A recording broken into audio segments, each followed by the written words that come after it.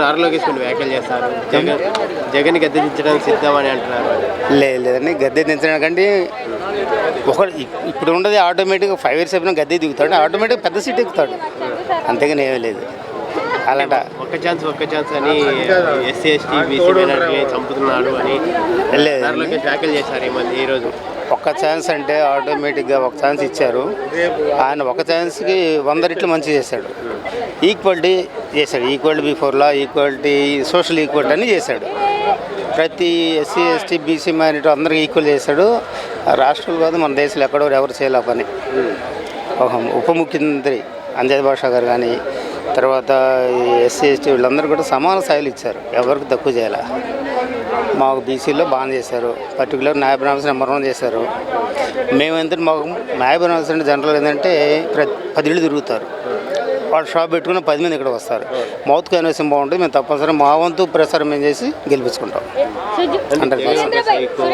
ఒక అవినీతిపరుడు అరాచకం చేస్తారని అంటున్నారు. అంటే అనేవాళ్ళు వాళ్ళ అర్థంలో వాళ్ళని చూసుకుని ఆ విధంగా చెప్పుకుంటారండి. సార్ రిఫ్లెక్షన్ అట్లా ఉంటుంది, అంతేగాని వాళ్ళని అర్థం నిలబడి చూసుకున్నారు అనుకో, వాళ్ళు అనుకున్నట్టే. అట్లాంటిది ఏమీ లేదు. మరి ఈసారి ఎన్ని సీట్లతో గెలిచే అవకాశం ఉందండి? 3 లాస్ట్ టైం సార్. పోయినసారి కంటే ఎక్కువ వస్తాయి తప్పనిసరిగా. చెప్పాం కదా, చేసిన పనులు బాగుంది. కాకపోతే చేసిన పనులు దగ్గరికి తీసుకెళ్ళడం, ప్రసారం ఏంటంటే కొంచెం తగ్గింది. ఆటోమేటిక్గా అందరు లబ్ధి పొందారు. ఒకటే గుర్తండి, మీ ఇంట్లో ఏదైనా, మీ గృహంలో మీ ఇంట్లో ఏమైనా లాభం పొందితేనే నాకు ఓటేయండి అంటారు. అట్లా చెప్పగలిగాడు చంద్రబాబు? చెప్పలేడుగా. అంటే ఈ మధ్యకాలం నారా లోకేష్ గారు కొన్ని వ్యాఖ్యలు చేశారు. బట్టలు తీసుకొడతారు, వస్తే ఇక ఒక్కొక్కరిని కట్టరేడుతో ఒకటండి వ్యాఖ్యలు చేశారు. జగన్ గారిని అంత మాట అన్నంటే రేపు వాళ్ళు వస్తే సామాన్య మానవులు ఇంకా పొర్లిచి కొడతారు.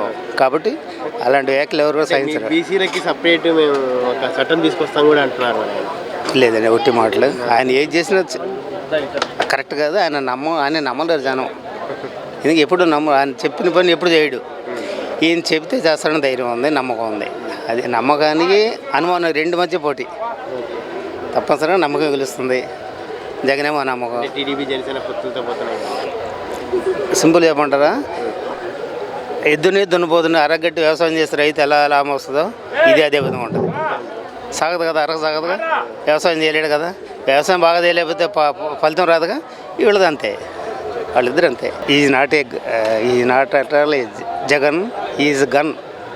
No one can stand against him. అది గన్ షాట్ అంతే. అతని వల్ల మనం నేర్చుకోవాల్సింది ఏంటంటే కృషి, పట్టుదల, శ్రమ. ఫస్ట్ ప్రోగ్రామ్, దాన్ని ఇంప్లిమెంట్ చేయటం, దానికంతా శ్రమ అయినా భరించడం. అయినా చేయగలిగాడు కాబట్టి చేశాడు. అతను అందరికీ స్ఫూర్తి అండి ఆ విషయంలో మాత్రం. ఒక స్టూడెంట్ చదువుకొని పాస్ అవ్వాలన్నా, వ్యవసాయంలో రైతు చేయాలన్నా, ఉద్యోగి శ్రమపడి చేయాలన్నా, ఏది చేయాలన్నా కానీ అతను ఆదర్శం తీసుకుంటే ఫెయిల్యూర్ అనేది ఉండదు. మరి చంద్రబాబు అంటున్నారు కొన్ని సభలలో, వైసీపీని భూస్థాపన చేస్తాం, జగన్ అక్రమాలు 1,00,000 కోట్లు అవినీతి చేశారు. 1,00,000 కోట్లు అవినీతి చేయాల్సిన అవసరం ఆయనకి లేదండి. అతను మొదటి నుంచి కూడా స్వతహాగా ఆర్థికంగా గట్టి వస్తున్నాయి. ఇతనికే ఏమీ లేకుండా వచ్చాడు కాబట్టి ఇతనికి అవకాశం ఎక్కువ, చేయాలని ఆలోచన ఎక్కువ ఉంటుంది. అతను అదేవిధంగా హెరిటేజ్ని కానీ, మన సంఘటన కానీ, వీటన్నీ ఎలా చేస్తారో మీకు అందరూ తెలిసిందే కదా. అది మరి బాబాయిని చంపినోడా మనల్ని పాలించేది. 2024లో 175 సీట్లు టీడీపీకే అంటున్నారు. బాబాయిని చంపారని ఎవరు నిర్ధారించలేదు కదండి. అది ఊహాగానాలు మాత్రమే, ఎవరు ఊహించుకోవచ్చండి. కాదు 170 అన్నారు. పోయినసారి 151 వస్తున్నాయి. ఆటోమేటిక్గా ఇతను చేసిన మంచి లబ్ధి పొందిన వాళ్ళందరూ 60% ఉన్నారు. అంటే 50% వ్యతిరేకైతే 60% యాడ్ అవుతున్నారు. కాబట్టి అలాంటి పరిస్థితుల్లో ఫుల్ ఫ్లెడ్జ్డ్గా అతను గెలుస్తాడండి. దాంట్లో డోకా లేదు. ఈక్వేషన్ ఇలా ఉంటుంది, ఒక 50 మంది వ్యతిరేకం కావచ్చు, దాంట్లో కూడా కొంచెం ఎంప్లాయీస్ అన్రెస్ట్. ఆవరు ఏంటంటే లబ్ధి పొందిన వాళ్ళు 60% ఉన్నారు. అంటే టీడీపీ మేనిఫెస్టో పెట్టారు కదా, 3 సిలిండర్ ఫ్రీ, బస్సులు ఫ్రీ మహిళలకి. ఎంతమంది ఉంటే పిల్లలు అంతమందికి 15,000 ఇస్తారు. ఒకటండి, అంతకుముందు రుణమాఫీ చేస్తూ ఉన్నారు. 5 కిస్తీలు అన్నారు, 2 ఇచ్చారు, మిగిలిన 3 గాల్లో కలిసిపోయినాయి. ఒకటండి, ఇప్పుడు ఏంటంటే నమ్మకము, అనుమానం, ఈ 2 మధ్య యుద్ధం. జగన్ అంటే నమ్మకం, చంద్రబాబు అంటే అనుమానం. ఎందుకంటే అతను చేయడు కదా. సపోజ్ తీసుకోండి, నేను న్యాయబ్రాహ్మణి గుడి మెట్లు ఎక్కితే ఊరుకోను, మీ తోగలు కత్తిరిస్తా అన్నాడు. కానీ జగన్మోహన్ రెడ్డి గారు న్యాయబ్రాహ్మణుడికి ప్రతి ట్రస్ట్ బోర్డులో కూడా మెంబర్గా ఈవినింగ్ కేస్ ఆఫ్ టీటీడీ కూడా దాంట్లో కూడా డైరెక్టర్కి ఇచ్చారు. అలాంటి అవకాశం ఈయన ఇవ్వలేదు కదా, మరి వాళ్ళని నమ్మాలి కదా. వైసీపీని భూస్థాపితం చేస్తామంటున్నారు. ఇప్పుడు అన్నీ ఉన్న ఆకు అణిగి మణిగి ఉంటుంది, ఏం లేని ఆకు ఎగిరెగిరి పడిద్ది. చంద్రబాబు కూడా అంతే, చేయడానికి ఏం లేదు, ఇదే లాస్ట్ ఛాన్స్ కదా, అందుకని ఎగిరెగిరి పడుతుంది. మహిళలకి ఫ్రీ బస్సు, ఉచితంగా 3 సిలిండర్లు, ఎంతమంది పిల్లలు ఉంటే అంతమందికి 15,000 అమౌంట్ వేస్తారంటున్నారు. ఏమంటారు పిల్లలు? జగన్మోహన్ రెడ్డి ఉచితాలు ఇస్తుంటే జనాలు సోమరిపోతులు అయిపోతున్నారు. శ్రీలంక ఇద్ది, ఆంధ్ర కూడా సోమరిపోతులు అవుతారు అని చెప్తున్నారు. మరి చంద్రబాబు ఒక్కళ్ళకి కాకుండా ఇంట్లో ఎంతమంది పిల్లలు ఉంటే అంతమందికి ఇచ్చినప్పుడు వాళ్ళు సోమరిపోతులు అవరా? అప్పుడు శ్రీలంక అవదా? ఎంతమందికి అని ఇస్తాడు? ఎక్కడి నుంచి తీసుకొస్తాడు బడ్జెట్? జగన్ రెడ్డి తీసుకొస్తే అప్పు, చంద్రబాబు తీసుకొస్తే ఆయన సొమ్ము హెరిటేజ్లో నుంచి ఏమైనా తీసి ఇస్తాడా? అంటే పూర్తి రుచి కూడా చేస్తారంటున్నారు. నేను అంటే డబ్బులు ఎలా సంపాదించాలి అనేది నేను నేర్పిస్తాను. 2014లో చంద్రబాబు నమ్మి ఎక్స్పీరియన్స్ లేకుండా ఆయన నేర్చుకోమని తర్వాత మేము నేర్చుకుంటాం. ముసలితనంలో చాదస్తం ఎక్కువైంది చంద్రబాబుకి. ఏదో ఒకటి మాట్లాడాలి, లేకపోతే జనాల్లో గుర్తింపు ఉండదు. అది సంగతి. చంద్రబాబుది ఏముందండి. టీడీపీ జనసేన పొత్తులతో వస్తున్నాయి, మరి ఏమంటారు మీరు?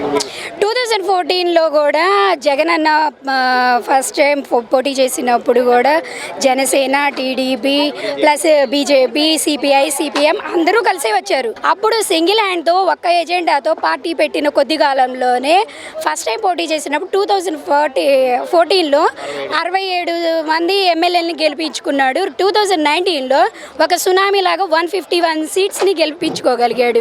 ఇప్పుడు వీళ్ళందరూ వస్తే మాత్రం జగన్ భయపడతాడా? జగన్కి ప్రజల అండదండ ఉంది, ఆ దేవుడు ఆశీస్సులు ఉన్నాయి.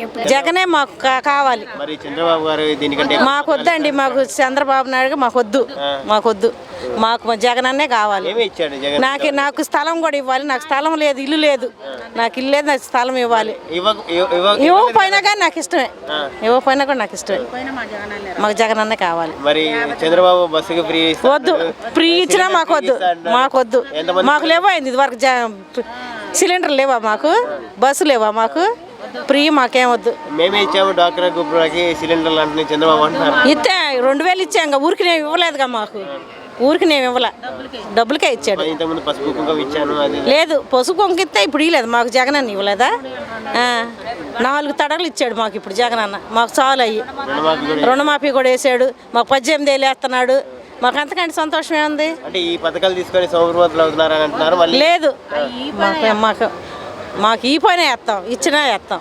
జగన్ అన్న చాలా చేశాడు, మాకేం చేశాడు? 18,000 వేసాడు, మళ్ళీ ఇది రుణమాఫీ వేసాడు. ఎప్పుడన్నా చేశాడా? చంద్రబాబు చేశాడా? చేయలేదుగా. ఆడ్బందా బూడిది వద్దు, అస్సలు వద్దు, చంద్రబాబే వద్దు.